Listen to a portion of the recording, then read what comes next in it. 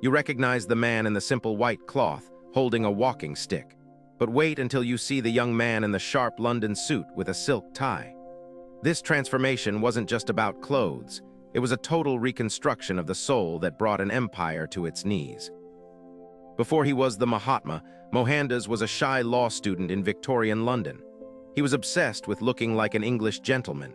He took dancing lessons, bought expensive violin equipment, and spent hours perfecting his tie. He was trying desperately to fit into a world that wasn't his. Back then, his diet was a constant struggle in a meat-eating society, but he stuck to his vegetarian roots, surviving on bread, spinach, and simple grains. He was a man of the world, chasing status and professional success, unaware of the spiritual giant sleeping inside him. Upon moving to South Africa for work, he was still the ambitious professional. He traveled first class. He expected respect. He believed that his education and his attire would shield him from the harsh realities of the world. He was devastatingly wrong. Then came the night that shattered his reality. June 7, 1893. A conductor ordered him to move to the luggage van despite his first-class ticket. When he refused, he was thrown off the train onto a freezing platform in Pietermaritzburg. This moment changed history. Shivering in the waiting room, humiliated and alone, the lawyer died and the activist was born. He realized that his suit and his education meant nothing in the face of injustice. He decided right then, he would not flee. He would stay and fight with a new weapon. The transformation began slowly. The expensive suits were discarded.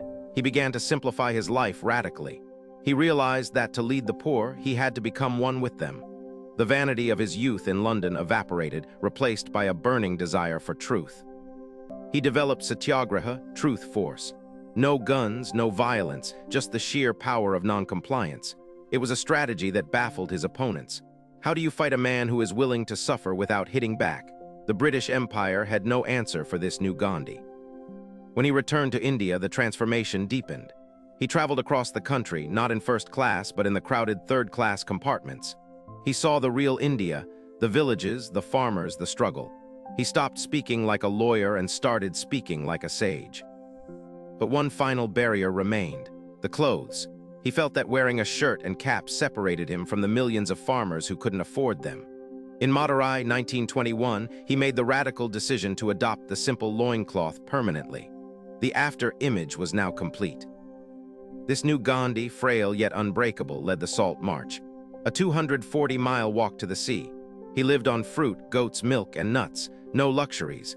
His strength came not from calories, but from conviction.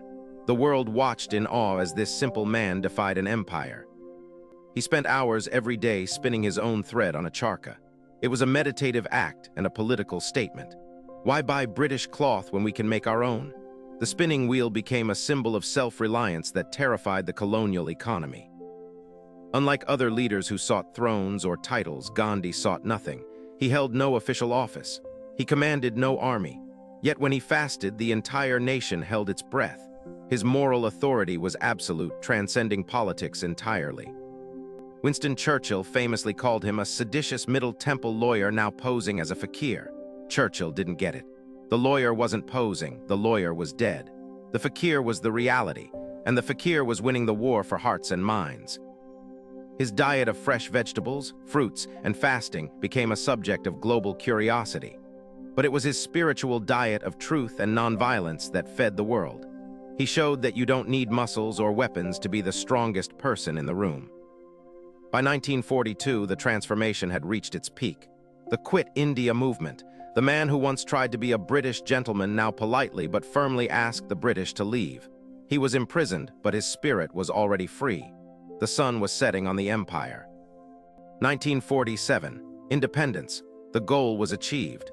While politicians celebrated in Delhi, Gandhi was in Bengal walking barefoot through torn villages, bringing peace.